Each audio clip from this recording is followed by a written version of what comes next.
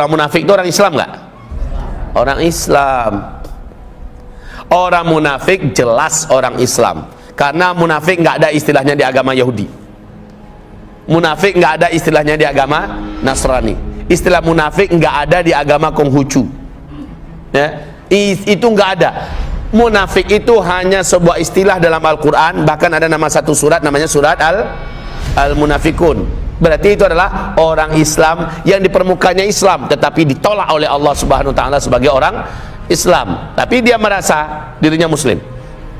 KTP-nya bertuliskan Islam, dan mungkin tampilannya juga melakukan tampilan Islam, tetapi mereka tidak diakui oleh Allah. Dan di akhirat kelak dia di dasar neraka yang paling dalam, kekal di dalamnya selama-lamanya, lebih duluan dimasukkan ke neraka sebelum orang-orang kafir, orang munafik ini.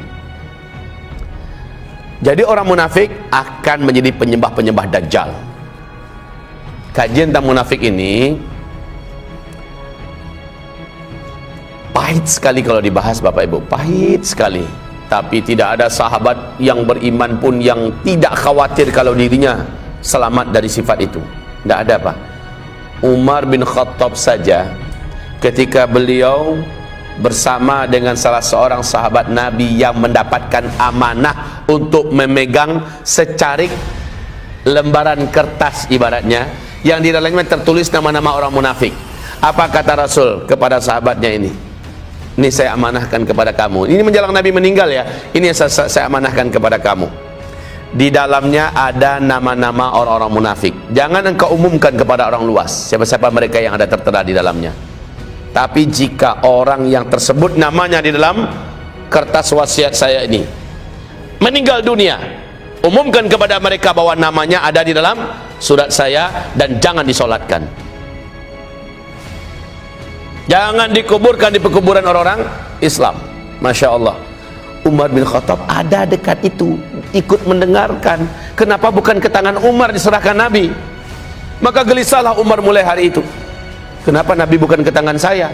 Saya kan sudah dikenal oleh Nabi Muhammad, lebih pemberani, lebih kuat, dan lebih mungkin untuk bisa menjaga surat itu daripada siapapun. Tapi kenapa saya tidak dititipin itu surat?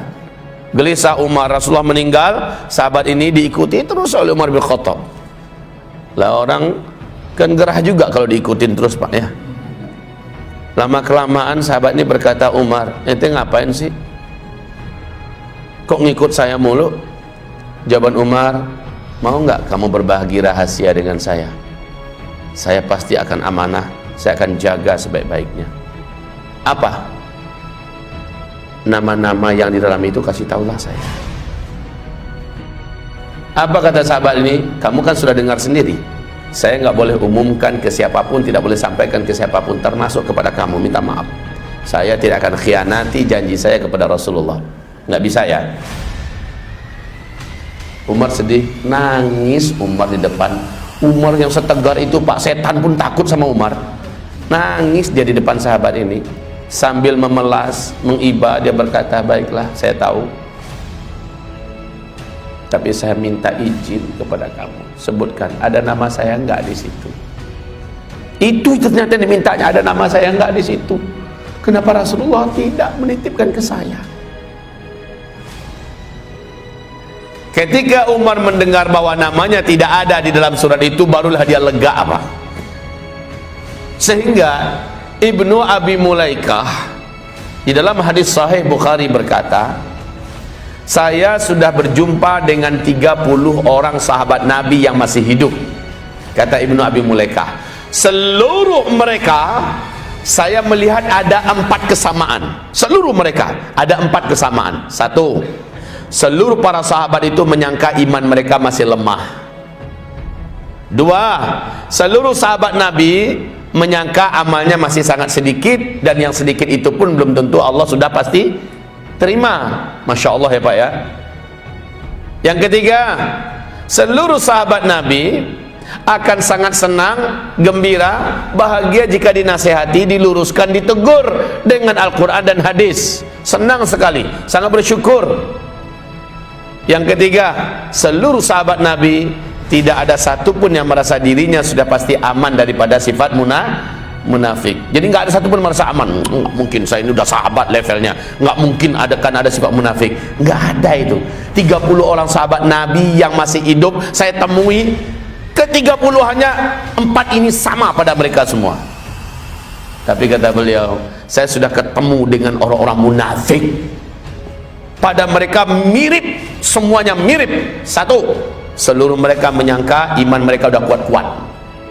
Nah, ini bedanya Pak, orang munafik dengan sahabat. Yang kedua, seluruh orang munafik menyangka amalnya ada banyak, dan yang banyak itu pun sudah bisa menyelamatkannya dari neraka, sudah bisa memasukkannya ke dalam surga. Seolah-olah mereka itu sudah yakin amalannya itu sudah pasti diterima oleh Allah. Ini orang munafik. Yang ketiga, orang munafik yang saya temui seluruhnya sama, marah kalau ditegur, tersinggung kalau dikritik, sensitif betul kalau mendapatkan kritikan, dinasehati murka dia.